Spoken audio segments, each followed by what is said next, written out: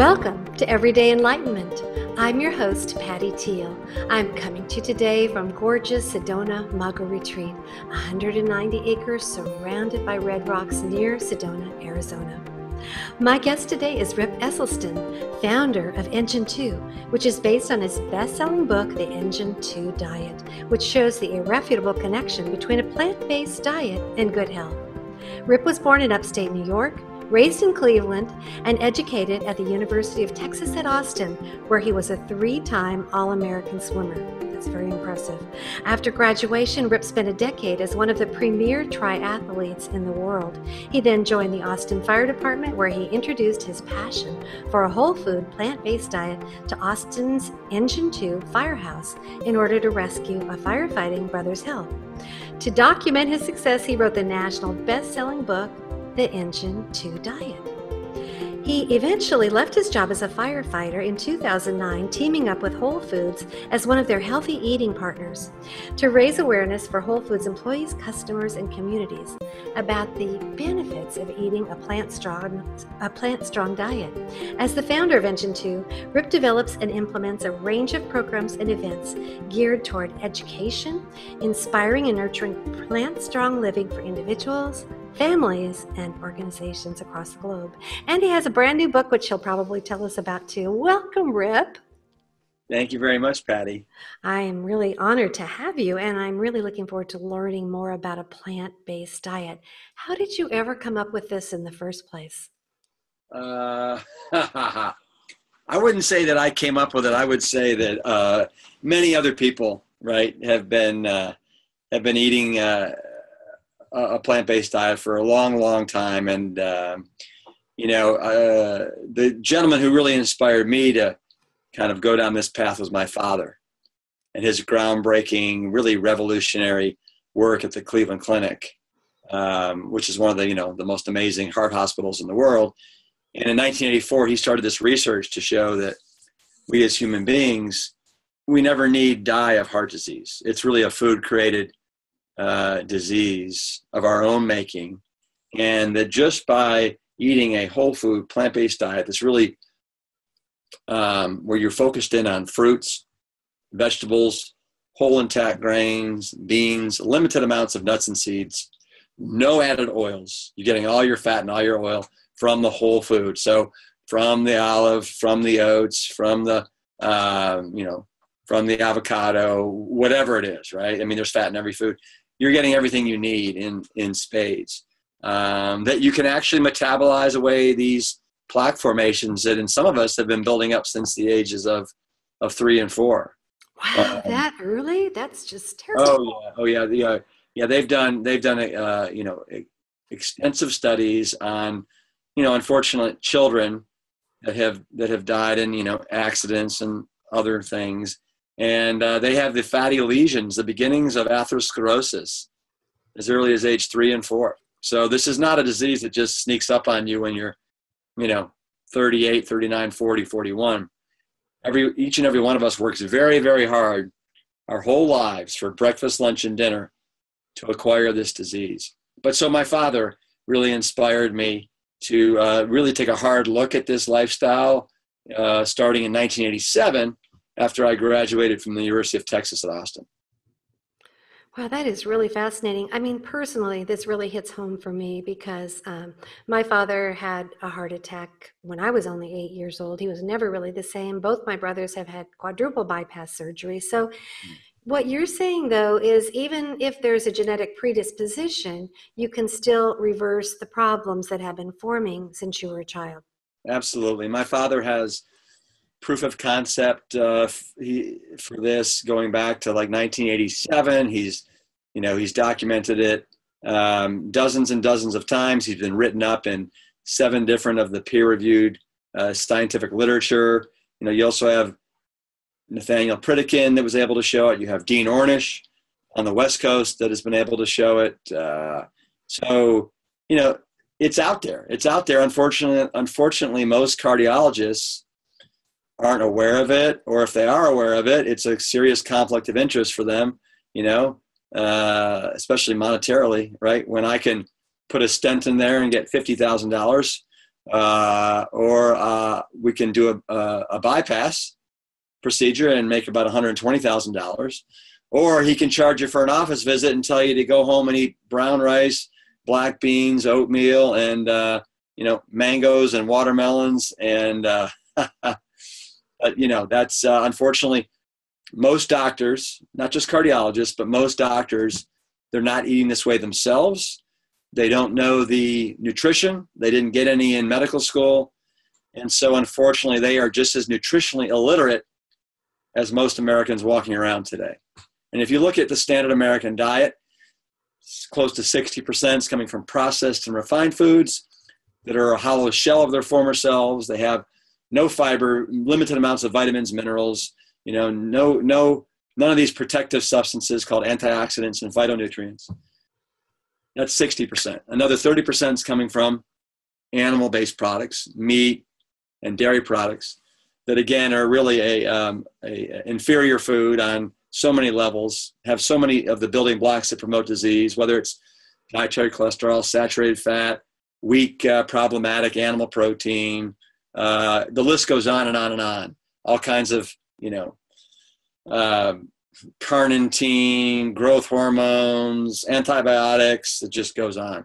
And then only 10% is coming from plants, and believe it or not, half that's coming from French fried potatoes. So only 5% of America's calories are coming from fruits, vegetables, whole grains, and beans, which we know are not only the strongest food out there, but also have the most protective characteristics about them. So no wonder, right? Unfortunately, what your father, had a heart attack and was never the same. Your two brothers had, whatever you said, quadruple bypass. Yes. Right? I mean, this is not unusual. I mean, almost every family in America has been riddled with these diseases. Like my grandfather had his first heart attack when he was 42, right? And my husband had cardiac arrest, so I'm just have heart problems all around me, but it's fascinating that even if you've gone down the wrong road, that this can be reversed. I think that's so good. You're right. And that is probably the most exciting thing, is that never too late. You can reverse this disease. It doesn't matter how far, gone you are. That's what my father has showed again and again and again. Trying to remember what your original question was. I think it was. How did you come up with it? I think, but why though? It's so beneficial. I mean, why are they so strong for us? Is that just what humans were meant to be eating, and we got off track somewhere?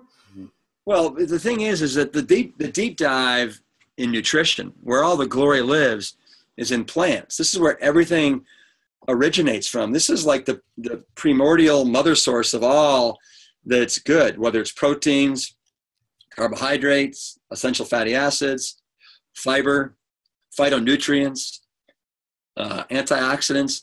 All these things you're going to find in spades in whole, and I put a real emphasis on whole, so as close to grown as possible, minimally processed.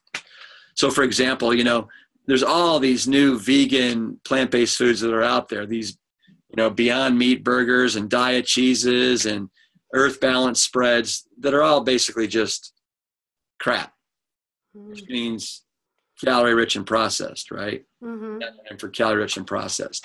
But this is, if animal products have anything that's beneficial, they either directly or indirectly got it from plants. So, for example, animals get all their protein from plants, either directly or indirectly. The lion gets it from the antelope, and the antelope gets it from the grass. So bypass the middle cow, the middle pig, the middle sheep, the middle turkey, and just go straight to the mother source for everything. Now, I know you have a new book. Is it called the Engine 2 7-Day Rescue Diet? Do I have that? It is. And I actually have a copy right here. That's what it looks like. Right there, you can see it. And it's really what it is. It's an accelerated, much more powerful version of Engine 2, my original book, where we take the screws and we tighten everything down. We kind of batten the hatches, and we're trying to get the maximum impact in the shortest period of time when it comes to losing weight, when it comes to bringing down cholesterol levels, when it comes to really reversing the disease processes that have been going on in many people for decades and decades. And, and we've done a lot of this work at the Mago Retreat Center. And I think we've had now over 600 people do a 7-day kind of rescue retreat there, and with phenomenal results, phenomenal results. That's really great. So actually in 7 days, you're saying only one little small week, you can actually make a lifetime difference in your health. Of course, if you continue eating well. One little small week, you can test drive this lifestyle, and you can see for yourself what will happen with your internal biochemistry, right? This is your opportunity to take a selfie of your insides before you do it. Maybe you've got a baseline for LDL, HDL, triglycerides, fasting glucose, total cholesterol, and then you can do it again 7 days later and go, whoa, I'm dropping all my numbers 25%, 30%. I lost 10 pounds. I'm having to get off my medications because the food is that darn powerful and strong. And that's why we have a medical director there for the week to help titrate people down off their medications. But I wrote the book so that people didn't have to make this journey, right, to Sedona to experience this. They can experience it from their own homes with their busy lives, where they're dropping off their kids at soccer practice or band practice, or have their life at the dental office or the hospital or at the school. And we really we're trying to meet people where they are with their busy lives. And the recipe section isn't really indicative of that. It's all about building these super simple, creative, personalized bowls where you throw in kind of what you like, and you put in a foundational ingredient, and then you put in different toppings and sparks. And then, for example, like with a breakfast, and then you pick what you want to hose it down with, whether it's almond milk, oat milk. Hose it down with, that's cute, coming from a firefighter. Yes. Well, that's how we do it in the book, right? Yeah. We then say hose it down. Mm-hmm. And we've discovered that people love the whole bowl concept, where you do a little bit of batch cooking on a Saturday or Sunday, and then you have all your foundational ingredients for the week, like your rice or your beans or your potatoes or your polenta. And then everything else, you kind of add on items. You can throw it in the microwave, then put on some other items that don't need to be heated up, and you can literally make every meal, breakfast, lunch, dinner, in less than 10 minutes. Wow, I love that bowl concept too, because I would have thought that you had to be on some sort of a fasting diet for those 7 days, but people are actually eating healthy ingredients and they're having these benefits, right? It's so funny you say, yeah, you thought that you'd be fasting. Uh-huh. Listen, we are doing anything but fasting. I mean, as you probably know, being at the Mago Resort or Retreat Center, no, people are eating breakfast, lunch, dinner, mounds and mounds and mounds of all you can eat, bountiful buffets, that stretch 50 yards practically. This is about stuffing your face and then filling up your body with all these amazing substances. That sounds wonderful. Yeah, it is. Sorry that you're sold out. And I forgot to mention the most important thing. You are coming back to Sedona Mago Retreat October 2nd through the 8th for the Engine 2 immersion. But this one... but we will be taking signups soon for 2018. I know it's a long ways out, but yes. Yeah, this sounds so wonderful. And I wanted to ask about 7 pillars of the 7-day rescue diet, or have you already covered that? No, I haven't covered it. So there's 7 simple pillars that I ask people to follow for the 7 short days. And my promise to you is that if you're willing to be compliant and follow these 7 rules, you will get results that that you thought were impossible, that you only dreamed about. So the first one it's very simple. It's why we want to focus in entirely on plants. And as I told you earlier, Patty, this is where the true deep dive in nutrition lives. This is where all the glory exists. And so we want to focus in on plants for everything, for our protein, our carbohydrates that fuel all our 50 trillion cells, for our essential fatty acids that we need, but instead of getting 25 to 35% of our calories from fat. Now it's going to be more like 10 to 15, which is lower, and it's actually entirely more healthy for us. We're going to be getting all of our vitamins, all of our minerals, all of our phytonutrients, antioxidants, and fiber from plants. So that's number one, why we love plants, and we're going to focus entirely on them. No dairy, no animal products, no processed refined foods. Pillar number two is why we love whole plant-based foods. So as we briefly mentioned earlier, that diet cheese, that Oreo cookie, those French fries, that piece of Ben & Jerry's, ice cream, it can all be vegan, but vegan doesn't mean that it's healthy. It can actually be just as unhealthy as anything else that's out there. So we're really focusing in on whole plant-based foods, as close to grown as possible, that have the totality of everything intact, right? So all your protein, your carbs, your fats, vitamins, minerals, everything I just said earlier. So that's pillar number two. And then pillar number three is, and this is a big one, especially in today's society, why we don't want to drink our calories. So why we want to chew all of our calories this week. The problem is that, Patty, the vast majority of Americans, they're drinking close to 25 to 50% of their daily calories. They're drinking it. Wow. Whether it's, their coffee in the morning with sugar and creamer, whether it's their, soy maca cappuccino, whether it's their soda pop, whether it's their green smoothie or their juice, or whether it's their iced tea or their alcoholic beverage to unwind at night, or their protein shake because they somehow feel they're deficient in protein. And the reality is most people are drinking over 1,000 calories a day. And the problem is our brains and our stomachs don't register these calories as calories. And you will invariably eat the same amount of solid food on top of any liquid calories you consume. So we're only drinking water, like the other 99% of the mammals on the planet. Only water.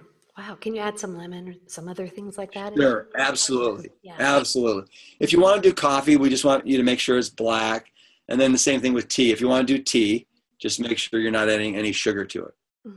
Okay. So that's pillar number three. Any questions on that? No, that's pretty clear. I'm taking notes though, just so I can do this. Yeah. All right. And I forgot to ask you, any questions on pillar number 1 or 2?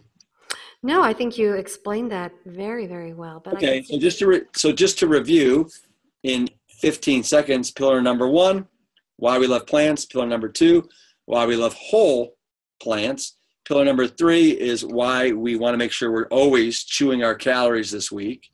And pillar number 4 is, and this is really a big one, it's why we care about calorie density.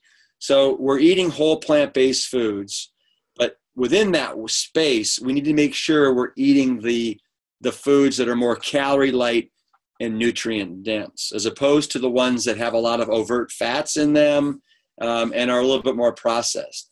So for example, this week we are limiting people to half an avocado a day, because avocados are they're 80% fat and it's easy to overdo those. Not doing olives this week. We're not doing even tofu or tempeh this week. And the only nuts that we want people doing are walnuts, because they're so anti-inflammatory in nature. But all the other nuts, almonds, pistachios, cashews, you name it, we're not going there. These are little fat bombs. One small handful is about 180 to 200 calories, and you will successfully sabotage any weight loss or health goals you have if you are noshing on 3 or 4 or 5 handfuls of nuts a day, right? Same thing with nut butters. We're not doing nut butters this week, right? They're 3,000 calories roughly a pound, and that's a real problem. Same thing with oils. All added oils, they're 4,000 calories a pound.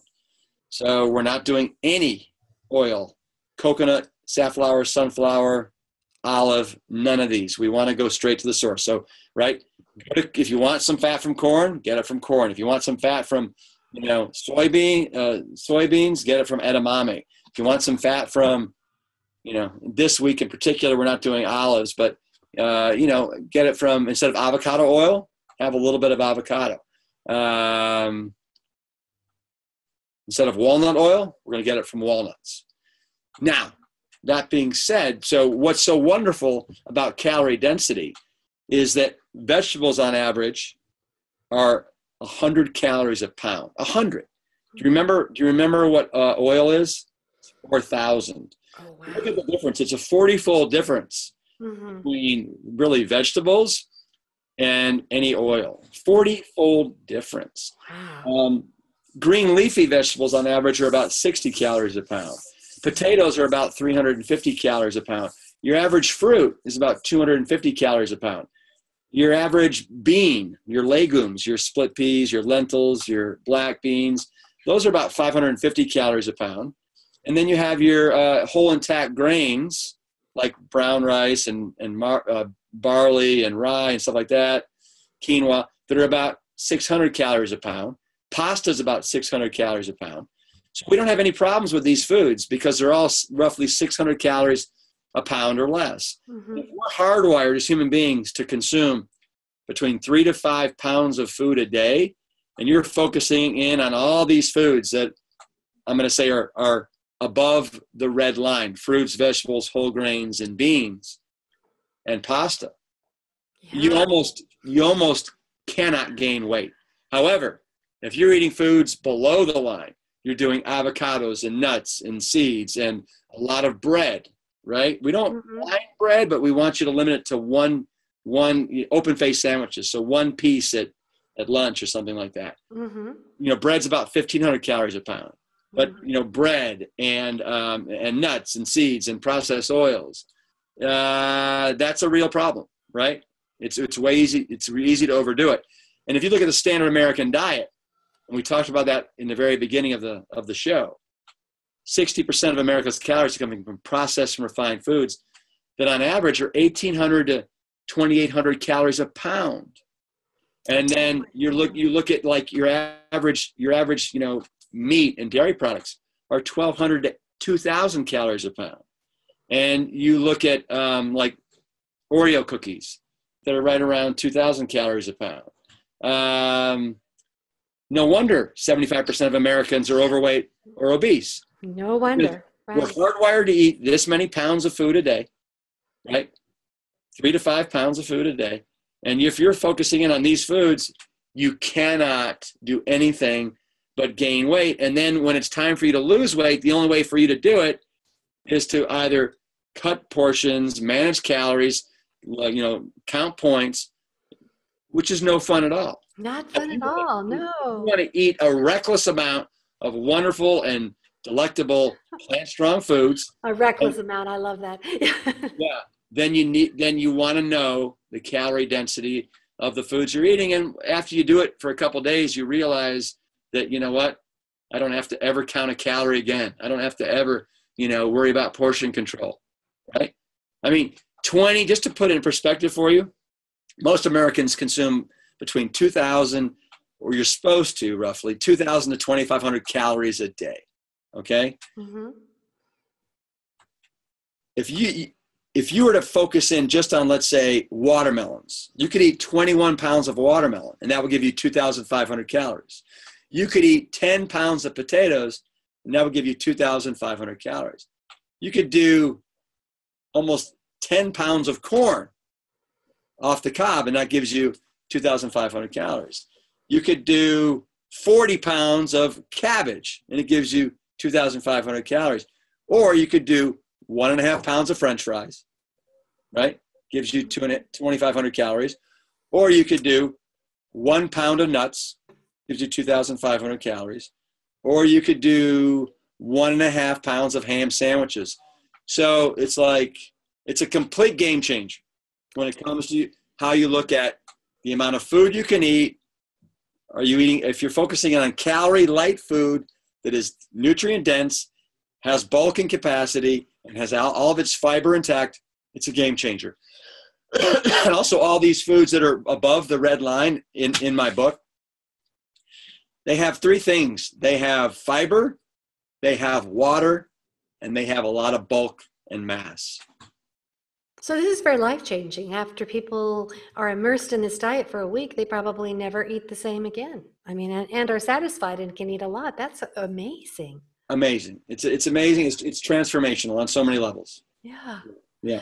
Gosh, we're almost out of time, Rip, but I know, could you really quickly, because I think we didn't hear the last couple pillars, so I don't want to leave. Yeah, let me talk about the last. So pillar number 5 is why we don't care a flying fig about protein, right? And that's because protein exists in all plant-based foods in the perfect quantity, and nobody in this country never needs to worry about being protein deficient.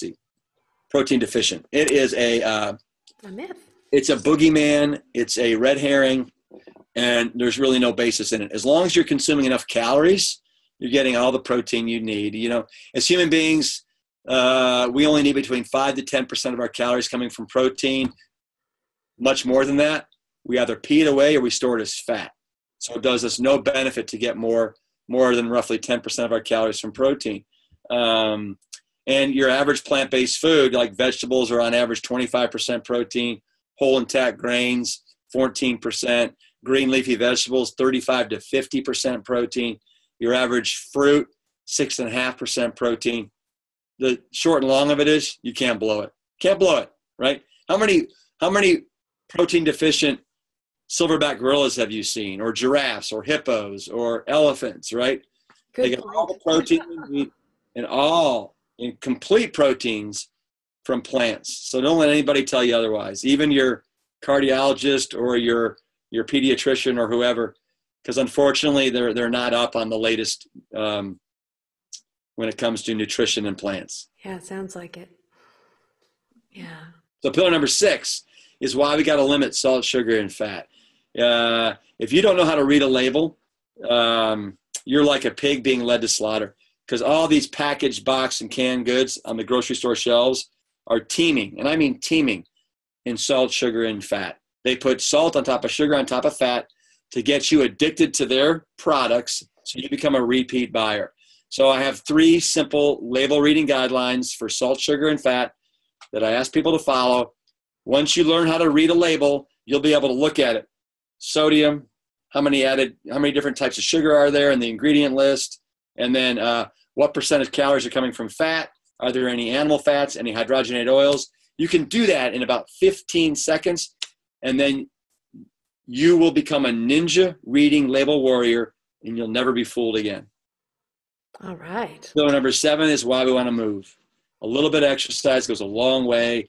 Sitting has become the new smoking. Look what we're doing right now. We're sitting on our butts, and most Americans are sitting all day long, every day, and it's become the new smoking. So we want you to move, even if it's just 5 to 10 minutes a day. It goes a long way for mental health. It's the best antidepressant out there. For brain health, to help prevent, a little bit of Alzheimer's. For muscular health, to help prevent something called sarcopenia, which is the wasting away of muscle mass as we age over the age of 30. It's for bone health. It is for cardiovascular health. It is for just health in general. So I will tell you that eating plant strong is king. A little bit of exercise is queen. Combine the two, and you have a hearty, amazing, healthy kingdom. Gosh, thank you so much for being on this podcast and radio show today. Rip, you've just blown me away with all the information. I'm going to listen back to it myself and take notes. It's just fascinating. And is there a website that people can go to? Simple. engine2.com. Thank you so much. Hey, Patty, thank you so much. I'm going to go walking after this, and I'm changing my mind. Okay, bye now. Bye. Peace. Engine 2. All right. All right.